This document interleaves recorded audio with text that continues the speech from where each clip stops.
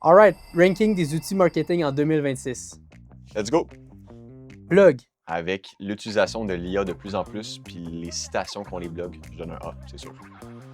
les réseaux sociaux, Réseaux sociaux, je pense, on est un peu au-dessus de la vague, fait que je vais le mettre entre A et S. les sites web, Je dis ça en toute honnêteté, je suis vraiment biaisé au niveau des sites web, mais je donne S parce que je pense que c'est quelque chose qui s'en ira pas, qui peut pas tant être saturé, puis qu'avec la bonne approche, ça peut vraiment devenir une extension hyper logique de conversion aux réseaux sociaux. le SEO, Le SEO, ça va main dans la main avec une stratégie de blog et un site web. Donc, je le mettrai également dans A, sachant que c'est vraiment inexploité au Québec, vu que c'est relativement facile de se démarquer. les panneaux publicitaires sur le bord de l'autoroute, Les panneaux publicitaires, ça peut être bon, mais ça va vraiment dépendre de la stratégie. Je donne un exemple.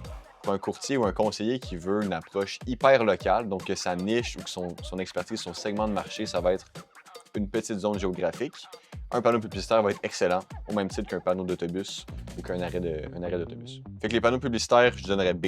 les journaux, Ben, les journaux, encore une fois, ça peut être excellent, mais on change de niche. Donc, on s'adresserait à un public plus vieux, peut-être quelqu'un qui veut vendre sa maison, aller vers une RPA.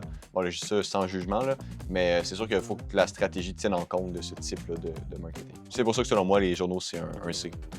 un CRM, Un CRM, évidemment, c'est pas du côté acquisition, mais c'est du côté gestion. Donc, tu sais, quand on veut créer un pont entre les stratégies d'acquisition, de visibilité, puis la conversion, la vente, ça prend un CRM. C'est là que ça va se créer, c'est là qu'on va augmenter nos ratios de conversion, qu'on va régler beaucoup de goulots d'étranglement, donc de bottlenecks. Je pense qu'à l'ère des leads, de la lead gen, un CRM, c'est S. les cartes d'affaires, Les cartes d'affaires.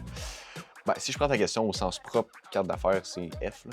Mais au sens large, une carte d'affaires, ça peut être différents trucs. Ça peut être ton profil LinkedIn, ça peut être tes réseaux sociaux, ça peut être tellement de choses. Ça peut être ton site web, ta carte d'affaires.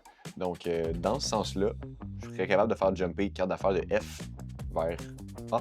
publicité radio, Publicité radio, je dirais apparition à la radio. Apparition à la radio, ça peut être vraiment bon pour acheter une crédibilité, de la preuve sociale. On peut aussi l'afficher sur un site Internet. Pour la publicité, par contre, je me répète, mais il faut vraiment savoir en amont à qui on s'adresse. Donc, je donnerais un C. Meta Ads, Meta Ads, excellente question. Meta Ads, avec un bon targeting, là, puis un bon positionnement, en 2026, c'est entre A et S. Google Ads, Là, si je m'adresse aux courtiers qui veulent ou aux conseillers qui veulent une approche beaucoup plus qualitative à leur lead. Donc, pour ceux qui veulent moins de volume mais plus de qualité, les Google Ads, ça va surpasser les Meta Ads, donc mettez-le selon votre ranking un peu plus haut. ok, mais t'en as-tu qui sont vraiment pas bons? Ben oui, mais ceux qui vont être vraiment pas bons, c'est quand ils sont désalignés avec la réelle stratégie. Parce qu'en 2026, toutes les stratégies de marketing peuvent fonctionner, mais il faut qu'ils soient vraiment, vraiment cohérents avec la stratégie initiale.